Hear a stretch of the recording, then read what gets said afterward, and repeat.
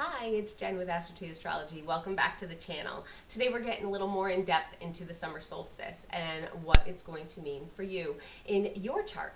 So if you haven't done it already, definitely try and get your chart up. You can go to astro.com and get a free chart if you have your birth date, time, and place. And if you don't want to go through all that and set up an account, then definitely feel free to contact me at astrotastrology@gmail.com and I can make your chart up for you. And then you can see where all this lies in your chart, where all the planets lie, and you get your houses going so you know what parts of your life these are going to affect and where this is going to fall for you. So we're going to start off talking a little bit about the summer solstice. So the summer solstice, the sun is going into Cancer, and of course that is a cardinal sign because cardinal signs kick off all the seasons. So, we have summer, fall, with Libra as a cardinal sign, Capricorn for winter, and then of course spring is Aries. So with every season we have the three. We have starting off with Cancer, and then that's our cardinal sign, then our fixed sign. So this is going to be mid-season, so the middle of the month or of the season we have Leo, and then at the end of the season, right before we're getting ready for fall, it's cleanup time. That's the mutable signs, and that's going to be Virgo. So this is the pretty much where the sun is highest in the sky. So the day the sun moves into Cancer is the longest day of the year.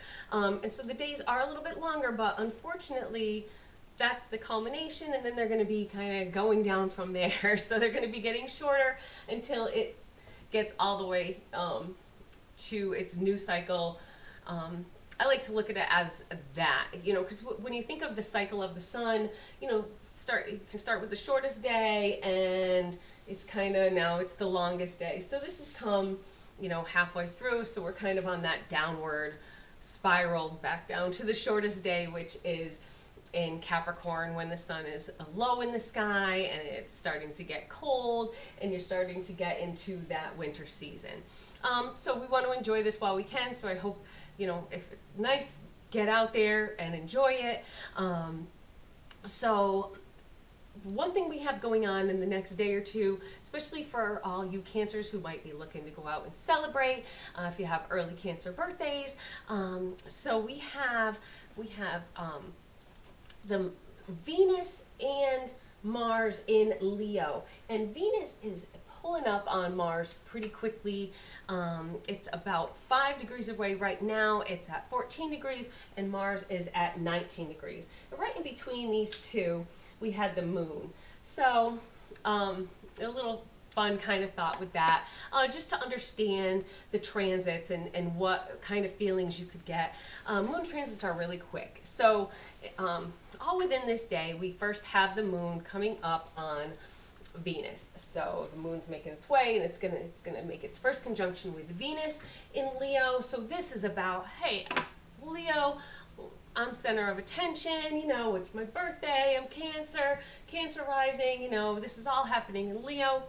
So you want to be out there. You want to be in the middle of a big group of friends, having a great time. It's a great day to get out and socialize, have a few drinks with your friends, family, loved ones, even, people you haven't seen in a long time.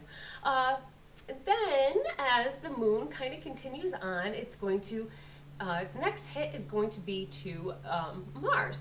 So Mars is a little more, you might feel a little irritable. It might, if you're out again with a group of people, you want to keep those tense topics to yourself. You could be a little bit bold. Again, remember, this is going on in Leo, so Leo's kind of, they're a fixed sign. They, know what they feel. They know what they want. They know, how they think, and they think that that's the only way. So you want to, again, maybe politics and stuff like that. As the night's kind of ending, you want to keep those topics kind of, they're the taboo topics, things you don't want to talk about. So if you think about kind of how a night goes, especially when you're out having fun with friends, This is hitting the Venus, and you're, looking good, feeling good, having a few drinks. All of a sudden, that moon starts hitting Mars, and ooh, maybe had a couple too many drinks, maybe feeling a little edgy, people get a little snappy.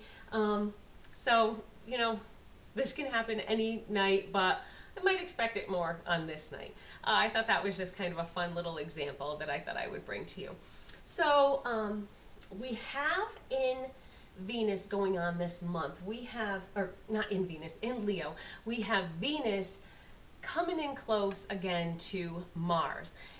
It does get to about, I think about 3 degrees away for a few days in early July, but that is about the closest it gets, because about then is when Venus starts slowing down. So as of about the 19th, that is when Venus's pre-shadow period started, because on the 22nd of July, Venus is going to, it's already going to be slowing down starting the beginning of July, and it's going to then move and station retrograde on the 22nd of July. So Mars is going to continue moving on. It's actually going to get out of Leo and into Virgo. So, as Mars moving into Virgo, it's getting a little more serious. It's getting a little more, organizey and, kind of putting things and getting things ready. We have Venus going retrograde and kind of looking back. So during the pre-shadow period, you kind of want to keep an eye on what's going on in your life. And these are the things that you're going to reflect upon when Venus goes retrograde, because it's going to go back over this same area. So it's going to, it started at 12 degrees, and that's how far back. So on the 19th, Venus was at 12 degrees of Leo. So it's going to get up to about the 28th degree. That's when it's going to stop and start moving back. And then at the end of its retrograde, before it stations direct, it's going to be back at 12 degrees of Leo. So if you could see, it's going to be pretty much retracing its steps. And then it's going to go back over it again. So, whatever you're going through for the next about month, you're going to kind of rethink about, reshape, reform, if it's, this is all Venus-y, so it's about maybe the ways you're making money, maybe the way you are in a relationship, maybe however you deal with coworkers and your partners and things like that. These might be things that you have to kind of rethink and kind of go over. Maybe if somebody from your past is going to come back into your life, kind of you want to remember, why they were in your past, and, is it a good thing that these are coming back? So retrogrades, especially, with Venus, it's a lot to do with relationships and money, of course, because Venus does rule finances. So you want to be careful there. Don't overspend, because then once it goes retrograde, you're probably going to be struggling to pay off those bills. So, you want to do things smartly. It's going to be happening in a fixed sign, so hopefully not a ton of changes going on. Fixed signs don't like a lot of changes, so maybe it'll go a little easy for you. Really depends on what you have in this area of your life, in what planet you have in Leo, where Leo falls on your chart. So say you are a Aries rising, Leo is going to be in your fifth house. So I would expect with Venus running around in there, back and forth, we're going to have a lot of maybe you're going to meet somebody, a lot of dating. That house is about dating, creativity, even children. So maybe you're going to meet somebody new, start dating. When it goes retrograde, maybe I don't know what's going on here. or reconnect with somebody, and then, once it goes forward again. Children, maybe if you kind of put having children on the back burner, this is something that you're going to kind of bring up and think about. Maybe if it's also creativity. So if you used to paint, Venus in there is about beauty. If you would paint, decorate, make things, it's a lot about beauty. Venus it's a nice house for Venus to be in. Now, if you have Taurus rising, that is going to put it into your third house, or I'm sorry, no, your fourth house. So if you look at this here, you just count. So this would be your first house. If you have Taurus rising, then it's going to go second, third, fourth. So we have, of course, we'd have Cancer in your third house, and then Aries or Leo in your fourth house. So, expect things with house and home. These are two fixed signs that these are happening in. So, this is ruled by, so we have a nice kind of, it's going to be a square, but it's going to be a very Venusian. Venus is, can be in a square with your ascendant depending on where your ascendant is. So maybe you're rethinking about, doing something to yourself. If you have that as your rising sign, that's going to put all that into your first house, and the aspect is going to be hitting your first house and your fourth house. So maybe redecorating, maybe redoing yourself, changing your hair color, changing your haircut, those things. And then, of course, you would have Cancer in your third house, which is about siblings, short trips, and that type of thing. So then we have a Gemini. So Gemini would put Leo in your third house. Maybe reconnecting with siblings that you haven't seen in a while, emails, things like that, like little phone calls to somebody that you might haven't called in a while, maybe your mom. It's about kind of a smaller scale communication. Then we look at Cancer rising, so that would put that into your second house. Venus in your second house, and it's good for, say, money type things. Maybe making a lot more money, and then, with that going retrograde, you kind of want to watch that. Again, the overspending, then you're paying for the bills that you've spent on that. Leo rising, of course, will put all this going on in your first house. Again, focus on kind of yourself. Again, maybe doing a little bit of changes within yourself. Haircuts, different makeup, different clothes. Maybe, Venus is again ruler of money. Maybe you're going to go out and have like a little shopping spree, kind of change your style up a little bit. So then if we have Virgo rising, that would put Leo in our 12th house.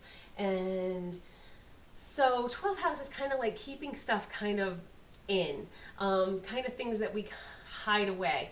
Maybe, with Venus going retrograde, that's, we're hiding somebody. That Venus could represent somebody that, we have in our life that we're kind of, keeping away from people. Maybe we're unsure of this relationship. Hopefully health-wise everything is okay. Also, if you think about money, maybe, with the 12th house, that could be doing some kind of charity work for maybe people that are having some difficulty and they're locked in. So you're kind of spreading the love to them. So that could be the way that might manifest too, that maybe you're going to go visit maybe animal shelter and help that out. Maybe you're going to visit, a retirement home if they don't have a lot of visitors there, and you're going to help kind of, maybe bring up their spirits a little bit with that Venus in there. So if we have Libra rising, that's going to put Leo into our 11th house. Libra is ruled by Venus, so this is about having fun. It's going to be in a sextile with our first house. So, having fun with groups and, parties and getting together with old friends, really kind of spreading our cheer out there for everybody. And then if we have, so these are all just the themes that we're going to expect with this upcoming season again. So then if we have Scorpio rising, that's going to put Leo in our 10th house. So that has to do with our career, maybe our reputation. So with Venus being in there, going retrograde, maybe we're going to think about like, how is my career going? Maybe kind of reflect on, is this really what I want to do? Do I want to change things? How have I treated people on my way up the ladder? Maybe, kind of reflect upon that. With Scorpio rising, you have deep feelings. You really like, really getting deep into knowing things about, emotions. It's like your emotions are really on a deep level, your intuition about other people. So maybe you're going to be feeling that maybe things aren't right here in this 10th house of career or reputation. Next we have Sagittarius rising. So if you have Sag rising, this puts all this going on in your 9th house.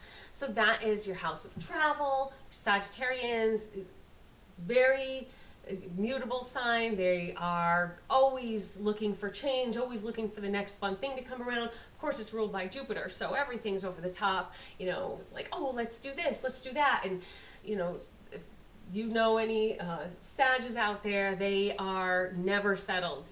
I know one particular Sag that, she bought and they got an apartment. She's already looking for a house and, always looking at what's coming next and where she wants to go next. So that could have a lot to do with travel. So if you have a Sag rising and with all your Venus in there, maybe you want to go back to some place that you have visited before. Maybe if you went somewhere overseas, it's long distance travel. So, or maybe it's with somebody that you met overseas. Maybe somebody that isn't from where you're from another country that you're gonna meet or reconnect with. So those are kind of themes that you might find. When you have Capricorn, that's going to put Leo in your 8th house. So that's kind of taboo subjects a little bit. Even marital sex, it's got to do with taxes, it's got to do with other people's money. Hopefully it doesn't mean anything to do with if it is an inheritance, hopefully it's one that was expected and not, a sudden death of somebody, because of course 8th also does have to do with death. So this is, Capricorn's very serious, very responsible. And then we would have all the Venusian stuff this season going on in your 8th house. So, just keep an eye on, what's going on with your friends, family members, and, make sure everybody's okay, make sure your taxes are paid up. You want to keep all that. Those are all those taboo subjects. So then if we have Aquarius rising, that is going to put Leo and everything going on pretty much in your 7th house. So Aquarius rising, Aquarians are known for kind of, this acceptance and, helping. So, maybe you're going to partner up with somebody and really get out there and make a difference. Really kind of try and change the world.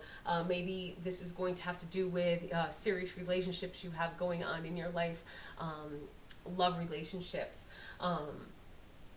and all those kind of themes. So then we have Pisces rising, which would put this into your 6th house. So with Pisces rising and then Venus in your 6th house, kind of again, going over maybe health-related issues. Pisces rules your feet, so maybe if you've had some feet issues, that's going to come back. Venus usually is a more benefic planet, so hopefully it's a better thing. So maybe, dynamics at your everyday work is going to be improving. Maybe you're going to go back and try and redo some policies so that you improve conditions around your everyday work. Maybe you're going to maybe try and get a little bit healthier. Venus is loves food, loves those finer things. Maybe you're going to kind of think about and go over, what have I been eating, what have I been doing that I want to kind of take control of. Other areas in your chart that you want to look at, you still want to be looking at what's going on in Taurus. So wherever Taurus falls in your chart, you want to look at that, and we still have Jupiter in there, we have Uranus in there, we have the North Node. So again, depending on where that falls, just take a look at your chart, see where everything is. Then we also have Saturn moving through Pisces, and then we have the whole Pluto that has gone back into Capricorn. So a lot of thinking about things, and what have we learned, what can we learn from the things that we go through. When you have your birth chart and you're looking at it and these themes are going to be coming up in your life, it really can make them a little bit more important, because you're going to know what to focus on, and what the things are that you might be able to change, and the things maybe that you can't change. So what some people might have as a big aspect going on, you might not so much. So, but you might in a different house, in a different aspect. So this all is going to play out differently. So please get your charts up so we can all follow along together. If you are looking to have a reading, please contact me at astrotastrology@gmail.com.